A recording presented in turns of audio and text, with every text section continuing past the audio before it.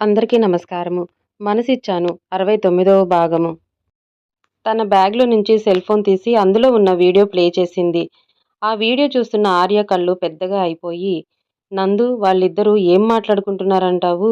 నాకెలా తెలుస్తుంది సిద్ధూ? అయినా నువ్వు నన్ను అడుగుతావేంటి? అంది నందు విసుగ్గా. అది కాదే, మా వాడు మీ అమ్మాయిని కన్విన్స్ చేసి ఉంటాడంటావా? నాకు తెలుసు వీడు జాదుగాడు. ఈ పాటికి ధృతిని బుట్టలో వేసుకొని ఉంటాడు అని అన్నాడు సిద్ధు కాన్ఫిడెంట్‌గా. అబ్బా! అక్కడ ఉంది ధృతి బాబు. అంత తేలిగ్గా కాదు తనని మాయ చేయటం అంది నందు కాన్ఫిడెంట్‌గా. అబ్బా! నీ ఫ్రెండ్ కూడా అమ్మాయే కదా! ఏవైనా 4 మంచి మాటలు చెప్పేస్తే ఊరికే పడిపోతుంది అనగానే నందు గుర్రుగా సిద్ధు వైపు చూసింది. నందు చూస్తున్న చూపుకి నవ్వి మొహం పక్కకు తిప్పుకున్నాడు. అయినా నువ్వు నన్నేం మాట్లాడాలని పిలిచావు? అని సీరియస్‌గా అడిగింది. అది నిన్న మనిద్దరం ఓకే చెప్పుకున్నాం కదా! రేపు ఆర్య వాళ్ళ అమ్మని కలవటానికి వాళ్ళ ఇంటికి వెళుతున్నాము అని అన్నాడు సిద్ధు. అమ్మో! అవునా? నేను రావాలా? అని షాకయింది నందు. అవును. నాకున్న ఒకే ఒక పెద్ద దిక్కు తనే కదా! సో, మన ప్రేమ విషయం ముందు అమ్మకు చెప్పి ఆశీర్వాదం తీసుకుందాము. అప్పుడు మనకు అంతా మంచే జరుగుతుంది అని అన్నాడు సిద్ధు. సరే అని ఒప్పుకుంది నందు. వాళ్ళిద్దరూ మాట్లాడుకుంటూనే ఆర్య, ధృతి వైపు చూడగానే ధృతి ఏదో మాట్లాడుతూ ఉంటే ఆర్య సైలెంట్‌గా ఉండటం గమనించిన వాళ్ళిద్దరూ ఏంటి మీ ఫ్రెండు అంత సైలెంట్‌గా ఉన్నాడు? మా ఫ్రెండ్ నోటి దెబ్బకి భయపడిపోయాడులే అని నవ్వింది. అంత సీన్ లేదులే. వాడంత తేలిగ్గా నీ ఫ్రెండ్‌కి చిక్కుతాడనుకుంటున్నావా? అని అన్నాడు సిద్ధు. ఏమో! ఎవరికి తెలుసు? ఎంత వాడు గాని కాంతాదాసుడే అని నీ ఫ్రెండ్ మాత్రం ఏపాటివాడు అని అంది నందు. నీకు తెలీదు వాడి గురించి. వాడు ఎంత అల్లరి కృష్ణుడో నాకు మాత్రమే తెలుసు అన్నాడు సిద్ధు. సరే సరేలే, వాళ్ళిద్దరి గురించి మనిద్దరం కొట్టుకోవటం ఎందుకు? కాసేపాగితే వాళ్ళిద్దరూ ఇక్కడికి వస్తారు కదా! అప్పుడు తెలుస్తుంది ఎవరు ఎవరికి దాసులో అంది నందు. అక్కడికి టాపిక్ కట్ చేస్తూ చాలా సేపటి వరకు ఆర్య, ధృతి ఇద్దరూ కూడా నందు, సిద్ధు దగ్గరకొచ్చి కూర్చున్నారు. ఆర్య మొహం మాడిపోయి ధృతి మొహం వెలిగిపోతూ ఉంది. వాళ్ళిద్దరిని మార్చి మార్చి చూస్తూ ఆర్య చెవి దగ్గరకు వచ్చి రేయ్ మామ ఏమైందిరా అలా ఉన్నావు అని అడిగాడు మెల్లగా. నీ మొహం రా, నీ పెళ్లి నా చావుకు వచ్చింది అన్నాడు. ఆర్య పెదాలు మాత్రమే కదిలించి సిద్ధికి వినిపించేలాగా. నందు నీ ప్రాబ్లం సాల్వ్. ఇక్కడ నిన్ను ఎవరూ ఇంటర్వ్యూ చేయరు. నీ ప్రేమ గురించి నువ్వు అసలు భయపడాల్సిన పని లేదు అని నందు చేయి పట్టుకొని భరోసా ఇచ్చింది. దాంతో నందు తెగ సంతోషపడిపోతూ నిజమా ధృతి? చాలా థ్యాంక్స్ నే అని ధృతిని కరుచుకుంది. స్నేహితురాళ్ళిద్దరూ ఎంతో సంతోషంగా ఉంటే సిద్ధు మాత్రం వాళ్ళిద్దరినీ బెర్రి మొహం వేసుకొని చూశాడు. ఆర్య మాత్రం ధృతి వైపు తినేసేలాగా చూస్తూ చెప్తానే పని, నన్నే లాక్ చేస్తావా? నీ ఫోన్ కొట్టేసి ఆ వీడియో డిలీట్ చెయ్యకపోతే అప్పుడడుగు అని కళ్ళతోనే వార్నింగ్ ఇస్తూ ఉంటే ఆర్య వైపు చూస్తూ తన కోల కళ్ళతో అబ్బచా నీకంతుందా? ట్రై చెయ్యవోయ్ అన్నట్టు ఒక్క కాన్ఫిడెంట్‌గా లుక్ ఇచ్చింది ధృతి. చెప్తా. నువ్వే 2 చేతులతో దండం పెట్టి మహాప్రభూ నన్ను వదిలేయ్. ఐయామ్ సారీ అని నిజంగా చెప్పించుకోకపోతే నా పేరు ఆర్యన్ వర్మనే కాదు అనుకున్నాడు మనసులోనే. అబ్బచ్చా! పగటి కలలు చాలా ఉన్నాయి అయ్యగారికి. ఇదే వీడియో అడ్డు పెట్టుకొని నిన్ను ముప్పు తిప్పలు పెట్టి 3 చెరువుల నీళ్లు తాగించకపోతే నా పేరు ధృతినే కాదు. అది చూద్దాం. నా చేతిలో పిట్టపిల్లవైపోతావు. లేక నువ్వు నన్ను ఆడిస్తావో చూద్దాం. ఇప్ ఇప్పటివరకు నువ్వు కుంఫు మాస్టర్‌లాగా నన్ను ఆటలాడించి చూపించావు కదా! చాలు. నాకు తేల్చుకుందాం. నువ్వు నేను వారిద్దరి మూగ భాష అర్థం కాక జుట్టు పీక్కుంటున్నాడు సిద్ధు.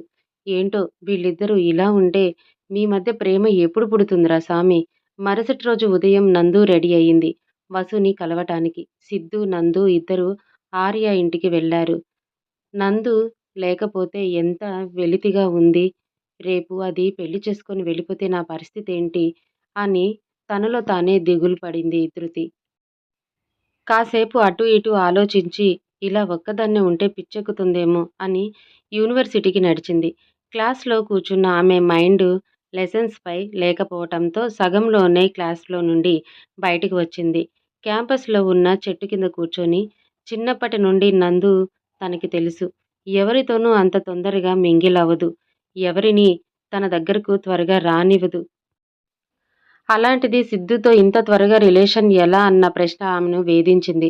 చిన్నప్పటి నుంచి ఇద్దరు కలిసే పెరిగారు. ఎక్కడికి వెళ్ళినా కలిసే వెళ్తారు. ఎక్కడ ఉన్నా కలిసే ఉంటారు. అలాంటిది ఇప్పుడు తన నుంచి నందు వేరు వెళ్ళిపోతుంది అన్న ఆలోచన వస్తూనే ధృతికి చాలా దిగులుగా ఉంటుంది. అదెందుకు అర్థం కావటం లేదు. తను హ్యాపీగా ఉంటే మొదటగా సంతోషించే వ్యక్తి తనే అవుతుంది. అలాంటిది తన లైఫే సెటిల్ అవుతుంది అన్న సంతోషం ఒక పక్క ఉంటే, తన నుంచి దూరం వెళ్ళిపోతుందన్న బాధ తనని ఎక్కువగా బాధిస్తూ ఉంది. తన జీవితంలో ఇప్పటి నుంచి నందు జీవితంలో తను పరాయి వ్యక్తిగా ఉండిపోవాలి. అయినా తను ఎందుకు ఇవన్నీ ఆలోచిస్తుంది? తను లైఫ్‌లో సెటిల్ అయ్యి పిల్లా పాపలతో సుఖంగా ఉంటే అంతకంటే కావాల్సిందేముంది? కానీ తన భయం అది కాదు. సిద్ధుని నమ్మలేకపోతుందా? అతని మీద ఏదైనా అనుమానం ఉందా? అని ఆలోచిస్తూ ఉండగానే అతను చాలా అమాయకుడు. ఇంకా చెప్పాలంటే తింగరోడు. నేను గట్టిగా మాట్లాడితేనే అయోమయంలో పడిపోతాడు. అలాంటిది అతను నందుని మోసం ఎలా చేయగలడు? కాకపోతే తన పక్కన ఉన్న కంత్రిగాడిని చూస్తేనే చాలా డౌట్స్ వచ్చేస్తున్నాయి. సిద్ధు మీద నమ్మకం కలగలేకపోవటానికి కూడా సగం కారణం తాటి చెట్టే కదా! అని పళ్ళు నూరుకుంది. ఆమె అలా ఆలోచనలో ఉండగానే హే పొట్టి అని పిలిచాడు ఆర్య గట్టిగా. ఆ పిలుపుకి పక్కకు తిరిగి చూడగానే తననే చూస్తూ నవ్వుతూ కనిపించాడు ఆర్య. అతను పిలిచిన పిలుపుకి చివ్వున లేచి నిల్చొని కోపంగా అతని వైపు చూసింది. అతని పెదాలపై ఉన్న నవ్వుని చెరగనీయకుండా ఆమె ముందుకి వచ్చి ఏంటి పొట్టి? ఇక్కడ కూర్చొని తెగ చించేస్తున్నావు. మరీ అంత ఆలోచనలు ఎక్కువైపోతే చాలా కష్టం తెలుసా? తొందరగా డీగ్లామరస్ అయిపోతావు అని అన్నాడు ఆమెను కింద నుంచి పైకి చూస్తూ. ఏంటి ఓవర్ చేస్తున్నావు? నాపై కామెంట్స్ చేస్తున్నావా? అని కళ్ళురిమి అతని వైపు చూసింది. అరె! నేనిప్పుడు ఏం కామెంట్ చేశాను? అని అడిగాడు అమాయకంగా ఆర్య. అతని ఎక్స్‌ప్రెషన్స్‌కి భారంగా నిట్టూర్చి, ఓయ్! పద నీతో చాలా మాట్లాడాలి అంది ముందుకు నడుస్తూ. నేనా? అని తన 2 చేతులు తన చెస్ట్‌పై ఉంచుకొని వెళ్తున్న ధృతి వైపే అడుగుతూ చూశాడు. నువ్వే రావోయ్! అని అతనికంటే ముందుగానే అతని కారు దగ్గరికి నడిచింది. అసలు నేను ఉన్న సిట్యుయేషన్ ఏంటి? నువ్వు మాట్లాడే మాటలేంటి? చెప్తా. కావాలని వచ్చి పలకరించావు కదా! ఆ పలకరింపుకి ప్రతిఫలం ఏందో నీకు రుచి చూపిస్తా అని కారు దగ్గర హ్యాండ్స్ ఫోల్డ్ చేసుకొని నిల్చొని వస్తున్న ఆర్య వైపు చూసి కన్నింగా నవ్వింది. ఈల వేసుకుంటూ చేతిలో కారు కీస్ తిప్పుకుంటూ ధృతి దగ్గరకు నడిచి వచ్చాడు ఆనందంగా ఆర్య. ఏంటి కారు కీసేనా? బైక్ లేదా? అని అడిగింది ధృతి. బైక్‌నా? అని ఆశ్చర్యంగా అడిగాడు. హా! బైక్‌నే. ఏ లేదా? అని వెటకారంగా అడిగింది ధృతి. నీకు బైక్ కావాలంటే ఎంతసేపు? జస్ట్ 5 మినిట్స్‌లో అరేంజ్ చేస్తాను అన్న అతన్ని కింద నుంచి పై వరకు చూసి, నువ్వు బాగా బలిసిన బ్యాచ్ కదా! అనగానే ఆ బలిసిన అనే వర్డ్‌కి నోరు వదిలేసి ఆమె వైపు చూశాడు. అమ్ అయోమయంగా. ఏంటలా చూస్తున్నావు? అర్థం కాలేదా? అదే బాగా డబ్బున్న బ్యాచ్ కదా అన్నాను అని నొక్కి చెప్పింది ధృతి. ఆమె ఎక్స్‌ప్రెషన్స్‌కి చెప్పిన విధానానికి హాహా అని నవ్వాడు ఆర్య. ఏం నవ్వురా సామి! అని లోలోపల అనుకుంటున్న తను ఆ నవ్వుకే మైమర్చిపోతుంది అని అప్పుడు ఊహించి ఉండదు. 5 మినిట్స్ తర్వాత బైక్ తెచ్చి ఇచ్చాడు ఒకతను. అతనికి థాంక్స్ చెప్పి బైక్‌పై కూర్చున్నాడు ఆర్య. ఆమెని ఎక్కమని ధృతి వైపు చూడగానే వచ్చి బైక్‌పై కూర్చుంది. ఆమె కూర్చోగానే ఎక్కడికి వెళ్ళాలి? చెప్తా పద ముందు అని ఆమె మాట విని బైక్ స్టార్ట్ చేశాడు. ఆర్య యూనివర్సిటీ దాటి మెయిన్ రోడ్డుపై కాస్త దూరం వెళ్ళగానే హలో మేడం ఎక్కడికి వెళ్ళాలా అని అడిగాడు ధృతి. మౌనంగా ఉంది. ఏం చెప్పక రైట్ ఆ! లెఫ్ట్ హ్మ్. ఏయ్! ఏయ్! స్ట్రెయిట్, లెఫ్ట్, రైట్ అటు ఇటు ఆహా! ఇక్కడ కాదు ముందుకి అని 2 గంటల నుండి తిప్పుతున్న ధృతి బిహేవియర్‌కి విసుగు వచ్చి బైక్ సడెన్ బ్రేక్ వేశాడు ఆర్య. అది ఊహించని ఆమె అతని వీపుకి గుద్దుకొని అలాగే ఆగిపోయింది. ఓయ్! 2 గంటల నుండి చూస్తున్నాను. అటు అంటావు, ఇటు అంటావు, లెఫ్ట్ అంటావు, రైట్ అంటావు. అసలెక్కడికి వెళ్ళాలి అన్న ఆర్య మాటలు ఆమె చెవిన చేరలేదు. తను ఎంత మాట్లాడుతూ ఉన్నా నోరు మెదపని ఆమెకు ఏమైంది అని వెనక్కి తిరిగి చూసిన అతనికి అప్పటిదాకా ఆమె తనని కరుచుకుంది అన్న ఆలోచన రాలేదు. తల తిప్పి చూసిన అతని వైపు చూడగానే తడబడుతూ వెనక్కి జరిగింది ధృతి. అతని పెదవులు అల్లరిగా నవ్వాయి. ఆమె మొహంలో కంగారుకి ముందుకి పడిన జుట్టుని చెవి వెనుక పెట్టుకుంటూ అతని వైపు చూడలేక తలదించుకుంది. ఒసేయ్ తింగరిదానా! ఎంచక్కా కారులో తిప్పితే సరిపోయేది కదా! ఇప్పుడు చూడు ఏమైందో! అని తనని తాను తిట్టుకొని మర్చిపోయాను అని అంది మెల్లగా. తలదించుకొని ఆమె ఫీలింగ్స్ అతనికి అర్థమయ్యాయి. నేను ఏం ప్లాన్ వేయకుండానే ఇది డిస్టర్బ్ అయిందిగా అని లోపల తెగ సంతోషపడిపోతూ ఏంటి మర్చిపోయావా? కోపం నటిస్తూ అన్నాడు ఆర్య. అతని మాటకి తనని తాను తమాయించుకొని హలో! చెప్తా కదా! అయినా ఏంటి నీకా తొందర? మళ్ళీ ఎక్కడికి వెళ్ళాలి? అక్కడికేనా అని అతన్ని కవ్విస్తూ అంది ధృతి. ఇది బాగా ఓవర్ చేస్తుంది. రా! ఏంటి సార్? ఇప్పుడు నేను చెప్పిన ప్లేస్‌కి తీసుకొని వెళ్తారా? లేకపోతే మీ ఇంటికి వెళ్దామంటారా? మీ అమ్మగారిని కలుద్దాం అని చేతిలో ఫోన్ తిప్పుతూ అంది. అమ్మ తల్లి వద్దు పద వెళ్దాం అని బైక్ ముందుకి స్టార్ట్ చేశాడు. హాహా! Good boy. అలా దొరికిరా. ఆ వీడియో ముందు నీ దగ్గర నుండి కొట్టేయాలి. అప్పుడు నా చేతిలో చచ్చావే పొట్టిదానా! సిటీకి దూరంగా వచ్చేశారు ఇద్దరు. చుట్టూ పచ్చని ప్రకృతి తప్ప ఎలాంటి రణగొణ ధ్వనులు లేవు. చుట్టూ ఉన్న చెట్లపై పక్షుల కిలకిల రావాలు, అప్పుడప్పుడు పలకరించే చిరుగాలి. ఆ గాలి వెంట స్వచ్ఛమైన మట్టి వాసన వేరసి ఒక ఆహ్లాదకరమైన వాతావరణం అది. అక్కడికి రాగానే ఆర్యకి చాలా ప్రశాంతంగా అనిపించింది. ఓయ్! ఓయ్! ఇక్కడే ఆపు అని అరిచింది ధృతి. ఏంటి ఇక్కడ? అని బైక్ ఆపేశాడు ఆర్య. యస్ దా దిగు అని ముందు తానే బైక్ దిగి ఆర్యని పిలిచింది. బైక్ స్టాండ్ వేసి ఆమె ముందు నడుస్తూ ఉంటే ఆమెని అనుసరించాడు అతను. రెండు వైపులా వరుస క్రమంలో ఉన్న దట్టమైన చెట్లన్నీ చీల్చుతూ ఉన్న రోడ్డుపై నడుస్తున్నారు ఇద్దరు.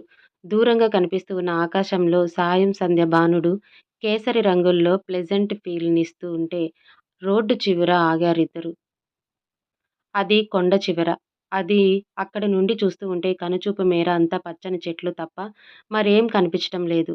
ఆర్య సిటీలోనే ఉంటున్నా అతను ఇంతవరకు ఈ ప్లేస్ చూడలేదు. అసలు ఈ ఐడియా కూడా లేదు. కానీ అతనికి చాలా నచ్చింది అక్కడికి రాగానే. తనను తాను మర్చిపోయి ప్రకృతిని ఆస్వాదిస్తున్న ఆమె మరింత కొత్తగా కనిపించింది. తననే కన్నార్పకుండా చూస్తూ ఉన్న అతన్ని చూస్తూ ఏంటి అలా చూస్తున్నావు? హుహు. ఏం లేదు. ఈ ప్లేస్ నీకు ఈ ప్లేస్ నాకు ఎలా తెలుసు అని అనుకుంటున్నావా? ఆ! అదే. ఎవ్రీ మంత్ ఎండింగ్‌కి మా ఆశ్రమంలో ఉన్న వాళ్ళని ఇక్కడికి తీసుకొని వస్తారు. ఇదేం టూరిజం ప్లేస్ కాదు. అలా పార్కునో, ఇంకేంటో కాదు. జస్ట్ పీస్ ఆఫ్ మైండ్ కోసం. విలువలు తెలియని జనారణ్యం కంటే ఈ కారడవి ఎంత మేలు అనిపిస్తుంది ఒక్కోసారి. ధృతి మాటలు అతనికి చాలా కొత్తగా ఉన్నాయి. ఆర్యాని సిటీ మొత్తం తిప్పి అతన్ని ముప్పు తిప్పలు పెట్టాలి అనుకుంది. కానీ ఎందుకో తెలియకుండానే అతన్ని అక్కడికి తీసుకొని వచ్చింది. ఆ ప్లేస్ అంటే తనకు చాలా ఇష్టం. ధృతి మూడ్ చాలా బాగుంది అని ఆమె మొహంపై చెప్తూ ఉంటే, ఓయ్ పొట్టి అని